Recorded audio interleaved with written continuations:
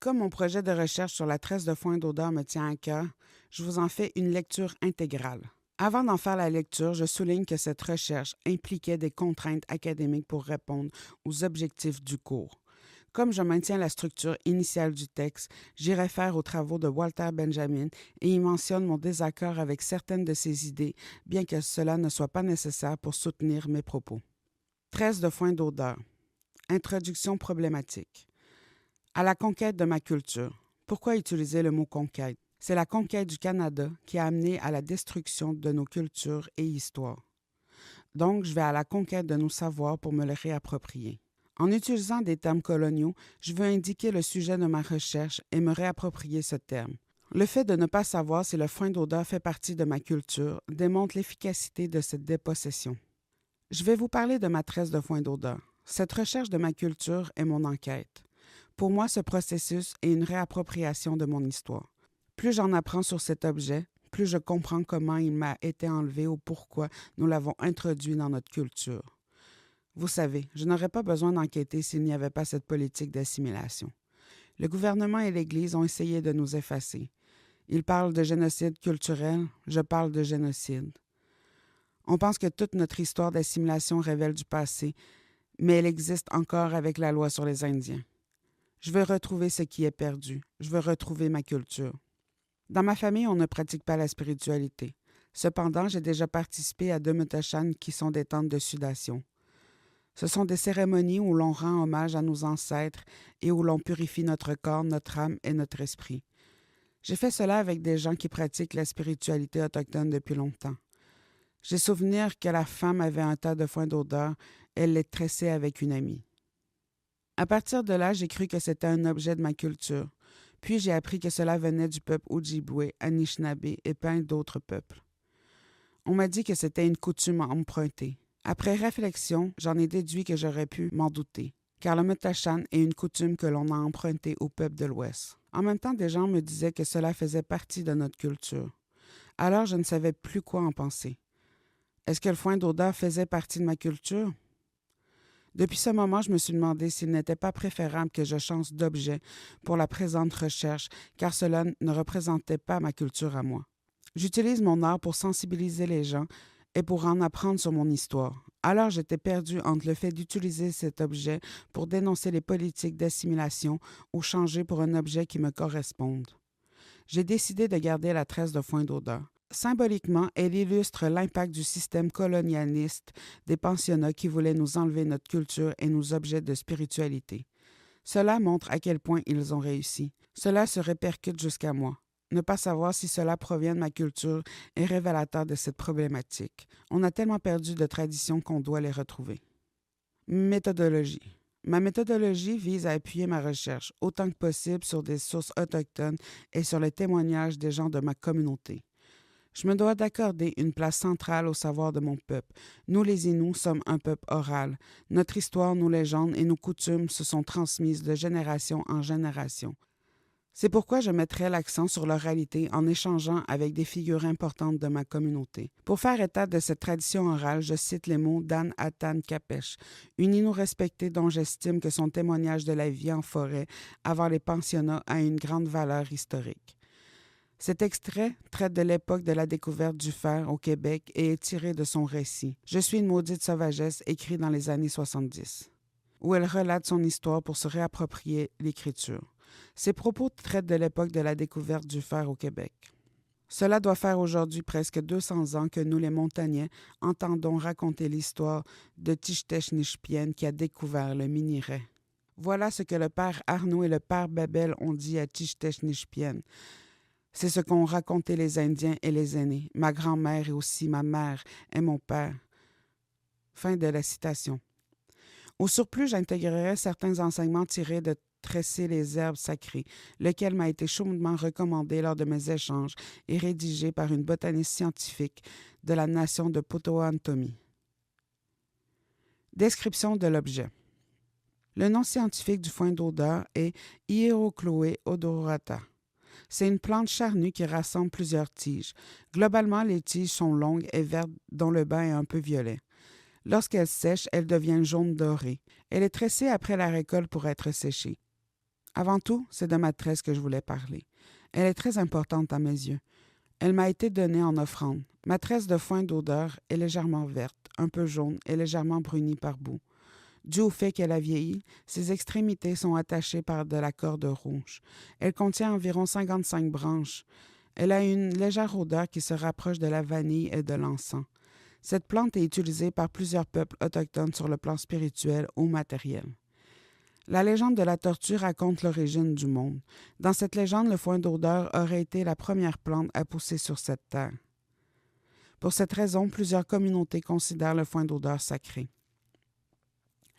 Selon nos récits des origines, Winchgach ou Avon odorante fut la première plante à croître sur cette terre si généreuse. On raconte que son parfum rappelle la douceur des mains de la femme du ciel. C'est pourquoi elle est considérée comme l'une des 4 plantes sacrées de mon peuple. À la respirer, on se remémore des souvenirs dont on ne soupçonnait pas l'existence. Nos anciens déclarent que nos cérémonies sont destinées au souvenir du souvenir. C'est pourquoi l'avoine odorante est une plante cérémoniale aux puissantes propriétés. À l'honneur chez de nombreux autochtones du Canada et des États-Unis, elle est également utilisée pour réaliser de magnifiques paniers. L'avoine odorante est à la fois plante médicinale et notre parente, sa valeur étant matérielle que spirituelle. Je crois que l'importance que j'accorde à cet objet lui donne un aspect sacré et unique, comparativement à Walter Benjamin, qui pense que l'objet est authentique s'il est unique et qu'il en perd son aura s'il est reproduisible. J'en pense tout le contraire. Même s'il existe plusieurs tresses de foin d'odeur, mon objet reste unique à mes yeux. Ma tresse a une aura tellement forte que si je la perdais, une partie de moi disparaîtrait. Je suis d'accord avec son affirmation lorsqu'il affirme que la valeur unique de l'œuvre d'art authentique se fonde dans le rituel où elle trouve sa valeur d'usage originelle et première. Rechercher l'histoire et l'utilité de mon objet me permet de m'y connecter. De plus, cette plante est utilisée pour des rituels de purification qui la rendent encore plus sacrée. On fait brûler une tresse d'avoine odorante pour créer une cérémonie de purification par sa fumée, pour guérir le corps et l'esprit avec bienveillance et compassion. Les prochaines sections traitent des rencontres que j'ai faites dans le cadre de ma recherche. Elles sont rapportées avec le moins d'altération possible. Première partie, Omer Saint-Onge. Omer et sa femme traversent le Canada et les États-Unis depuis 30 ans et sont à la recherche de la vérité. Je lui fais part que j'ai de la difficulté à savoir si le foin d'odeur fait partie de notre culture, car certains disent que oui et d'autres que l'on se l'est approprié. Omer n'est pas d'accord que l'on se l'ait approprié. Il dit qu'il faut aller voir avant l'arrivée des Blancs. Il affirme que cela pousse à cette île et que ça sent fort. Les Inuits s'en servaient dans la cérémonie de purification. Le foin d'odeur sert à attirer les esprits, car il aime l'odeur de la plante. Pour une séance de purification, cela se fait avec les 4 grandes médecines. Le cèdre purifie le lieu et la sauge purifie l'humain.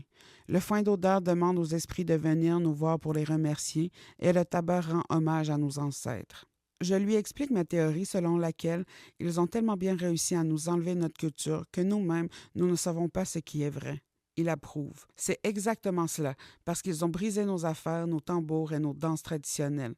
C'est plus à nous qu'ils ont dit. C'est un lavage de cerveau. Il y avait déjà un commerce bien établi avant même que l'abbé d'Hudson établisse les postes de traite. Pour lui, le foin d'odeur appartient à plusieurs nations, autant les Micmacs ou les Mohawks. Il poursuit. De toute façon, avant l'arrivée des Blancs, il y avait déjà du troc. Nous, les Inuits, nous étions des fabricants de sel de mer. Ils faisaient un genre de canot d'écorce et le remplissaient d'eau de mer, et le soleil se chargeait d'évaporer l'eau. Ensuite, les Inuits grattaient le fond pour récupérer le sel. Il y avait un grand marché à Tadoussac et il y avait des échanges. Les Micmacs, nos voisins, nous échangeaient du foin d'odeur. C'est traditionnel. On ne s'approprie pas d'une culture à l'autre. On pourrait dire nous aussi que tous ceux qui prennent du sel de mer s'approprient notre culture, mais c'est absurde. On avait déjà l'usage du foin d'odeur. Le gouvernement et l'Église nous l'ont enlevé et nos souvenirs ont disparu avec. Demande à quelqu'un si les calumets, les prières anciennes font partie de notre culture. Certains vont dire non. Nous, on est catholiques. Ce n'est pas vrai. Il faut voir plus loin que l'arrivée des Blancs pour vraiment connaître la sauge et le foin d'odeur. Fin de la citation. Deuxième partie, Mélina Vassilio. Mélina est la fille de Manichan, une femme qui a ouvert un centre de thérapie qui aide les gens par la spiritualité inoue. À propos du foin d'odeur, elle affirme « Ça pousse du côté de l'ouest de l'Ontario Il ne pousse pas à Ouachat-Macmillan-Tenam. Il ne fait pas partie de nos médecines territoriales.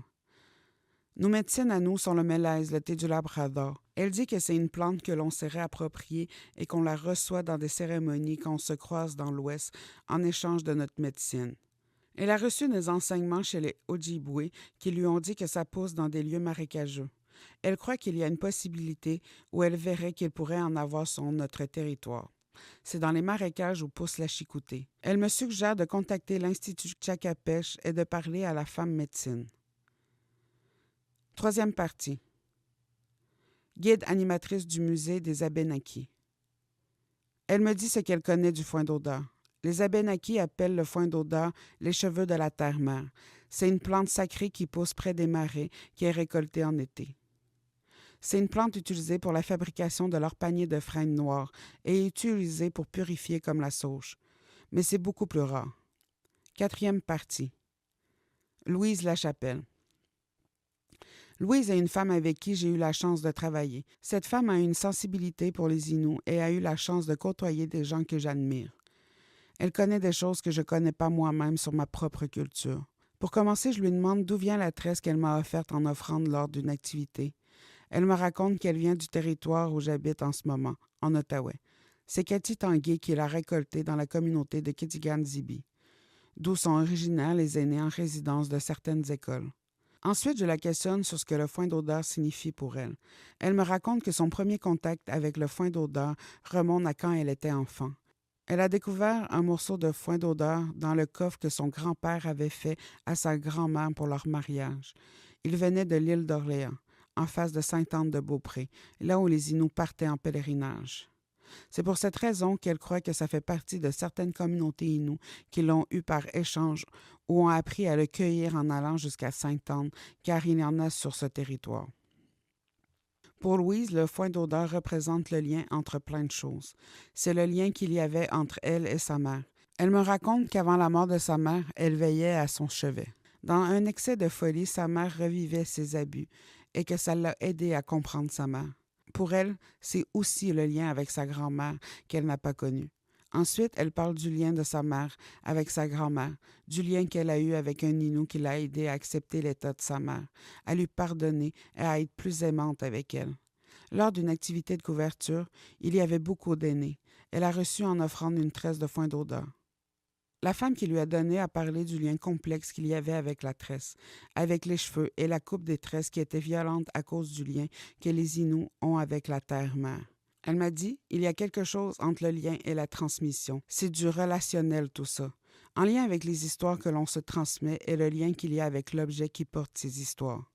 Pour elle, la tresse, c'est une trace du temps partagé, de la relation partagée. Quand tu reviens à cet objet, tu retrouves le moment, tu retrouves l'histoire et tu le racontes. C'est tout cela.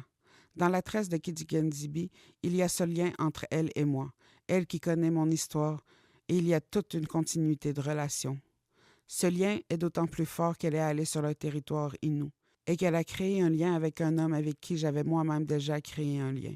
Ensuite, elle réfère à un extrait du livre « Tresser le foin d'odeur », où ils font référence au lien entre les personnes qui tressent ensemble. Elle a adoré cette image de faire cela à deux plutôt que seule. Pour Louise, cette plante est beaucoup plus qu'une plante. Elle crée un lien avec la terre, un lien entre deux individus. Pour tresser, on crée une réciprocité. Voici un extrait. Il n'y a pas plus agréable que d'être à deux. L'un tient, l'autre tire et entrecroise. Tête penchée, vous êtes presque front à front au début. Vous bavardez et riez. Chacun observe les mains de l'autre, les unes immobiles à tenir, les secondes agiles entrelaçant. La voix odorante crée un lien, une réciprocité entre qui tient et qui tresse. Cinquième partie, botaniste. Dans mes recherches, j'ai appris dans quel type d'environnement cela poussait. En revanche, cela ne confirmait pas l'affirmation d'Omer que cela pousse sur notre territoire, contrairement à Mélina et la femme médecine qui pense que non. Donc, je ne savais plus quoi penser. J'ai écrit à un botaniste pour savoir si cette plante poussait à cette île. Voici ce qu'elle m'a répondu. Cette espèce pousse jusqu'au Labrador et le long de la baie d'Hudson. Il y en a donc fort probablement à cette île. Il pousse surtout dans les milieux humides et ouverts.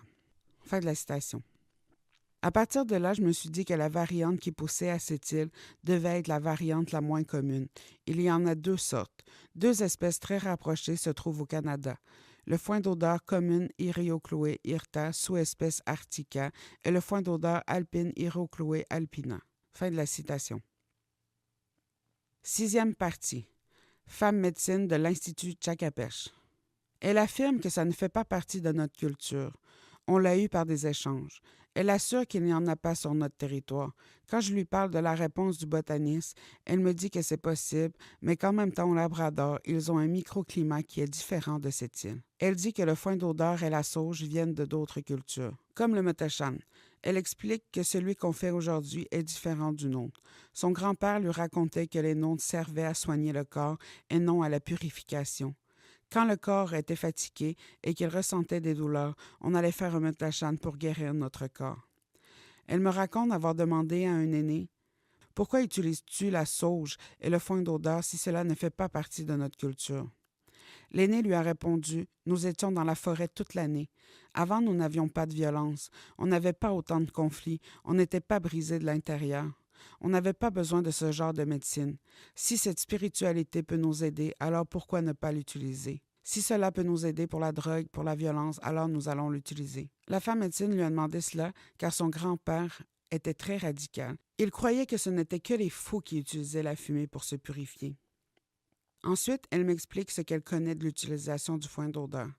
Il faut allumer la sauge et le foin en même temps, car la sauge seule est trop intense. Cela change les atmosphères. La sauge invite tous les esprits et le foin d'odeur garde les bons esprits. Elle me donne en exemple une cérémonie de purification. Quand sa mère est décédée, ils ont fait une cérémonie de deuil. Ils ont fait brûler la sauge, le cèdre et le foin d'odeur. La personne qui guidait la cérémonie a déplacé les meubles vers le centre, car aucun meuble ne devait toucher les murs. Ils ont tout purifié, même l'intérieur des armoires. Pour elle, on a intégré le foin d'odeur dans notre culture, même si elle est consciente que les religieux ont enlevé notre culture et les objets sacrés comme le Tewagin. Elle me raconte qu'un jour, elle a participé à un événement sur le Tewagin et que des gens ont voulu faire la prière. Cependant, une aînée annonce que s'ils faisaient la prière, cela allait enlever le côté spirituel de l'objet. Cependant, une aînée a refusé de manger s'ils ne faisaient pas la prière. Donc, ils n'ont pas eu le choix de faire les prières sur l'heure du dîner pour que l'aînée mange. La femme médecine a fait le lien avec Jovenot, le frère Oblat qui a lavé le cerveau de beaucoup d'entre eux. En plus d'en avoir abusé sexuellement, il a tellement imposé la religion que beaucoup sont très pieux et croient encore beaucoup en la religion. Septième partie. Tresser les herbes sacrées. Ce livre m'a montré qu'une métaphore pourrait illustrer comment l'Innu aurait dû vivre en fonction de comment il faut traiter le foin d'odeur. La façon dont on traite le foin d'odeur s'approche de l'éducation d'un enfant. Il est plus avantageux de planter l'avoine odorante en pleine terre en enfouissant ses racines dans le sol que de parsemer ses graines sur le substrat et d'attendre leur germination. Ainsi, la plante, elle est transmise par la main à la terre au fil des années et des générations. Elle pousse dans les prairies ensoleillées et humides, en bordure de marais et dans les tourbières. Pour prendre soin du foin d'odeur, il faut le planter avec la racine. Il faut une main pour le planter. Il faut un environnement propice à son développement. Il faut le cueillir pour qu'il pousse. Pour le cueillir, il ne faut pas l'arracher, mais le pincer à la base de la racine. Il ne faut pas prendre plus de 50% de la plante pour qu'elle se reproduise. Les pensionnats ont privé nos enfants de racines. Ça te prend des racines pour grandir, la main de parents pour te guider. Planter les graines, ça ne marche pas. La plante ne poussera pas. Il faut replanter ses origines, ses racines. Les enfants seuls dans les pensionnats, sans parents, ce sont juste des graines. Quand tu entretiens ta culture et que tu l'accueilles, tu la gardes en vie. En continuant ce parallèle, je me suis aperçu que le foin d'odeur ne poussait pas individuellement, mais en groupe. C'est en restant ensemble que l'on survit et que notre culture perdure. Individuellement, on serait perdu. Conclusion. Ils ont tellement bien réussi à détruire notre culture que c'est difficile de refaire son historique. Il y a aussi une part d'interprétation. Je veux dire que l'interprétation de la spiritualité des autres peuples se fait en fonction de nos croyances. Je crois que pour ceux que j'ai rencontrés, leur définition de réappropriation n'est pas la même. J'ai l'impression que pour Omar, le fait de l'échanger, ce n'est pas une réappropriation. Pour lui, réappropriation, ce serait comme un vol, mais que nous l'avons simplement intégré à notre culture comme d'autres coutumes. Pour Mélina et la femme médecine, le fait que nous l'avons échangé est une façon de se le réapproprier. Je considère que les trois ont raison. Pour moi, ils disent la même chose, mais utilisent des termes différents pour parler de la même chose. Je crois que la différence transparaît aussi concernant le moment depuis lequel nous l'avons dans notre culture. Certains pensent que cela va plus loin que ces dernières années, avant même l'arrivée des colons, et d'autres pensent que c'est arrivé en raison des blessures des pensionnats, ou même avant les pensionnats. Ce qui fait la différence, c'est aussi qu'il y a une nuance entre des médecines territoriales et la médecine spirituelle. Tous s'accordent pour dire que nous l'utilisons. À travers cette recherche, j'ai appris tellement de choses sur ma culture. La chose qui m'a le plus marqué, c'est pourquoi la tresse a une importance immense dans nos traditions qui vient appuyer mon projet de création concernant la tresse. Il n'y a pas plus grande tendresse que de tresser les cheveux de celui ou de celle qu'on aime. L'un fait le geste, l'autre le reçoit. La bienveillance et un je ne sais quoi, véhiculé par le gerbe tressé, circulent entre eux. Fin de la citation. L'avoine odorante, les cheveux de notre mère la terre, sont traditionnellement tressés pour lui montrer que nous avons son bien-être à cœur. On donne ensuite ces tresses à 3 brins en signe de bienveillance et de gratitude. Fin de la citation. Fin de la lecture de mon projet sur la tresse de foin d'odeur.